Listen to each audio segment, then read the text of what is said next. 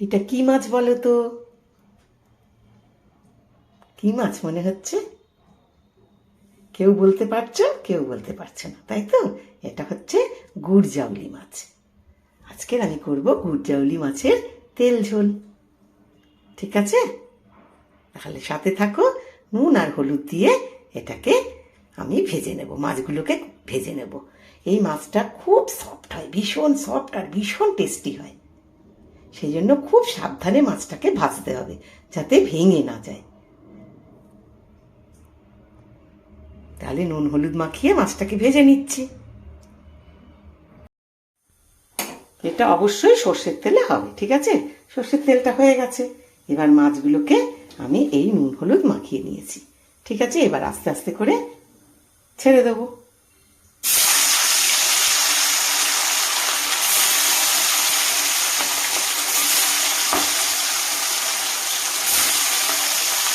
এই চারটে ভেজে নিয়ে তারপরে এই দুটো ভেজে নেব। এই মাছগুলো ভাজা হয়ে গেছে আর এই মাছগুলো ভেজে নিচ্ছি। এইবার এই সর্ষের তেলটার মধ্যে, ও হ্যাঁ, মাছগুলো ভাজা হয়ে গেছে সেটা দেখিয়ে দিলাম। হ্যাঁ, এইবার এই সর্ষের তেলটার মধ্যে একটু কালো জিরে ফোড়ন দিলাম। ফোড়নটা ভালো করে ভাজা ভাজা হোক। আর দুটো ছোট্ট ছোট্ট পেঁয়াজ কুচি কুচি করে রেখেছি, সেটা দিয়ে দেবো। ফোড়নটা আর একটু হয়ে যায়। সুন্দর গন্ধ বেরিয়েছে। এইবার পেঁয়াজটা দিয়ে দেবো। পেঁয়াজটা একটু ভাজা ভাজা করে নেব।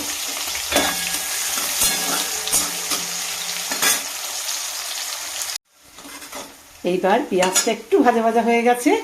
এইবার এক ফালি আদা, এই 4-5 কোয়া রসুন আর 3টে কাঁচা লঙ্কা দিয়ে বেটে রেখেছি, দিয়ে দিলাম। রসুন বেশি দেবো না, অল্প করে একটু রসুন, ওই 5-6টা রসুন, 5-6 কোয়া রসুন, ঠিক আছে? আর 3টে কাঁচা লঙ্কা দিয়ে বেটে রেখেছি, দিয়ে দিলাম। আর এইদিকে আমি এই 1 চামচ জিরের গুঁড়ো, 1/2 চামচ হলুদের গুঁড়ো আর 1 চামচ লঙ্কার গুঁড়ো দিয়ে দিলাম।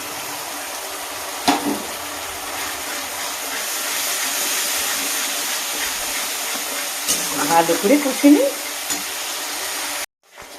এইবার ঠিক এইরকম সময় যখন তেলটা এরকম উঠে উঠে আসবে, ঠিক তখন আমি এই 2 চামচ টক দই ফেটিয়ে রেখেছি, দিয়ে দিলাম। 2 চামচ টক দই। খুব ভালো করে আবারও কষবো। আর সাথে দিয়ে দেব আন্দাজ মতো নুন, আর টক দই দিয়েছি তো সেজন্য সামান্য একটু মিষ্টি। এবার ভালো করে কষবো,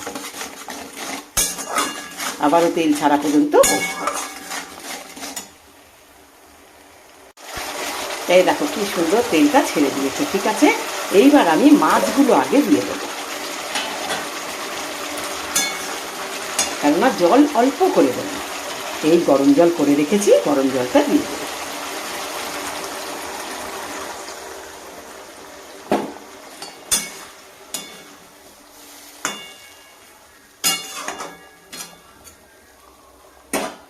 বাস, এবার মাছটা হয়ে যাক। খুব নরম মাছ তো, এক্ষুনি হয়ে যাবে। খুব টেস্টি হয় খেতে। ঠিক এইরকম করেই তোমরা গুড়জাউলি মাছ তেল ঝোল করবে। গরম ভাতে আর কিচ্ছু লাগে না। আর ভালোবেসে আমার সাথে থাকবে, ঠিক আছে? এই যে মাছটা ফুটছে, ঠিক এই সময় একটু গরম মশলা দিয়ে দেবো, 1/2 চামচ গরম মশলা।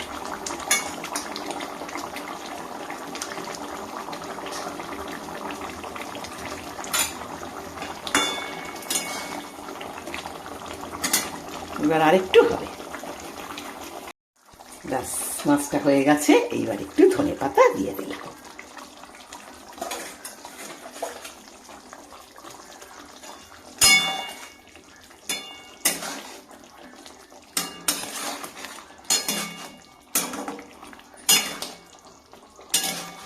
ব্যাস, গুড়জাউলি মাছের তেল ঝোল একদম রেডি খাওয়ার জন্য। গ্যাস নিভিয়ে দিলাম।